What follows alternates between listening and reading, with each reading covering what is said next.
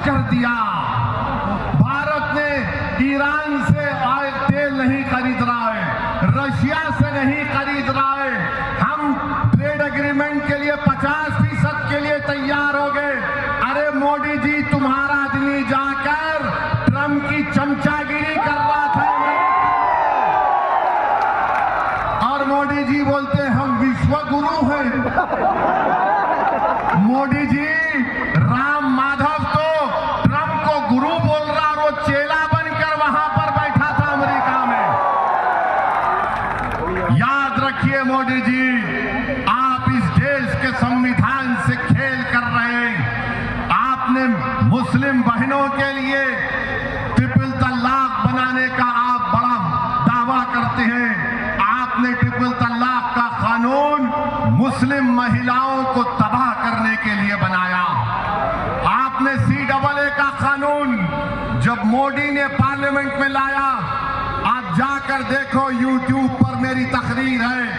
मैंने मोदी के 300 MP के सामने कहा ये CAA का कानून संविधान के खिलाफ है, ये मजहब की बुनियाद पर कानून बनाया गया। और मैंने मोदी को याद दिलाया कि जिस तरह महात्मा गांधी ने उस वक्त के अफ्रीका में एक कानून को फाड़ दिया था, मैंने कहा मोदी तेरे CAA के कानून को मैं फाड़ कर पार्लियामेंट। यही मोदी ने वक्फ का काला कानून बनाया।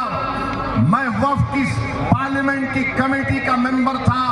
120 पेजेस पर मुश्तमिल मैंने डाइसेंट रिपोर्ट दी।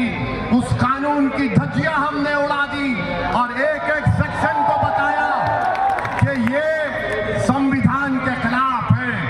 ये मुसलमानों से उनकी मस्जिद छीनने के लिए मोदी ने कानून बनाया।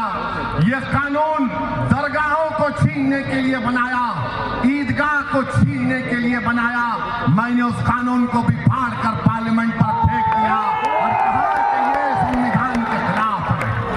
मेरे अजीज दोस्तों और बुजुर्गों, और मोदी जी कश्ती में नाव पर बैठकर जाते हैं, देखा आपने, फोटो ले रहे थे तो कैमरा में उनको जहां कहीं भी दिख रहा था वैसी नजर आ रहा था उनको।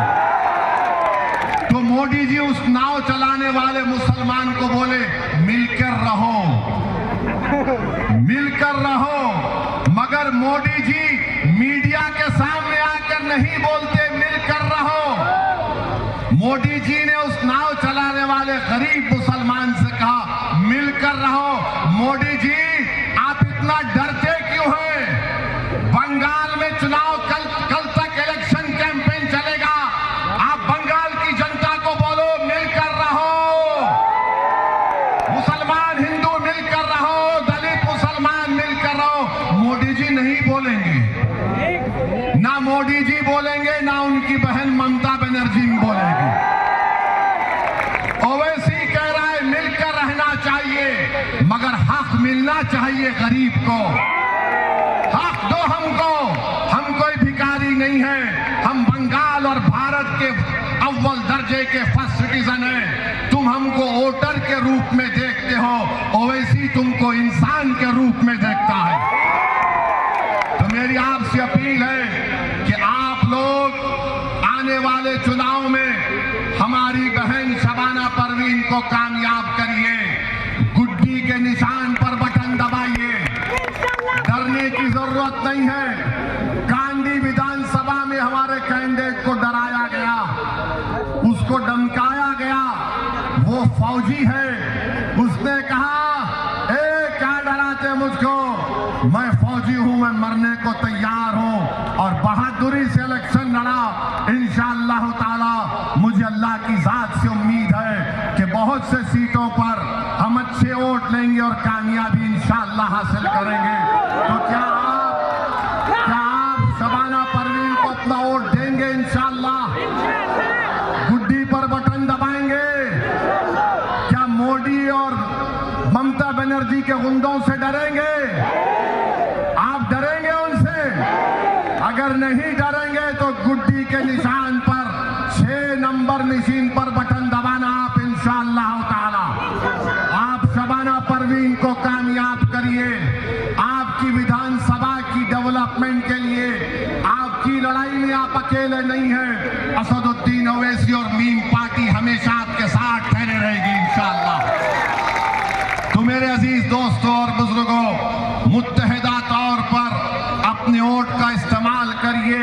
हमारे दो कैंडिडेट और भी यहाँ पर हैं, उनका भी निशान गुड्डी है। गुड्डी के निशान पर बटन दबाकर अपने इत्तेहाद को कामयाब करिए। याद रखिए, आप वोटर हैं, दूधल गाय नहीं है। आप दूधल गाय हैं, दूधल गाय हैं आप मिष्टी दोई हैं।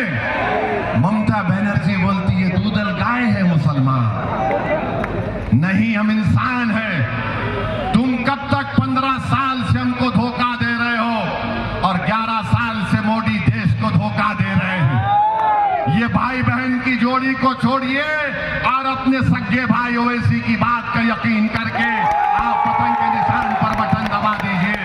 तो मेरी आपसे अपील है कि पतंग के निशान पर, गुड्डी के निशान पर 6 नंबर ईवीएम के मशीन पर जाकर सुबह सुबह वोट डालिए।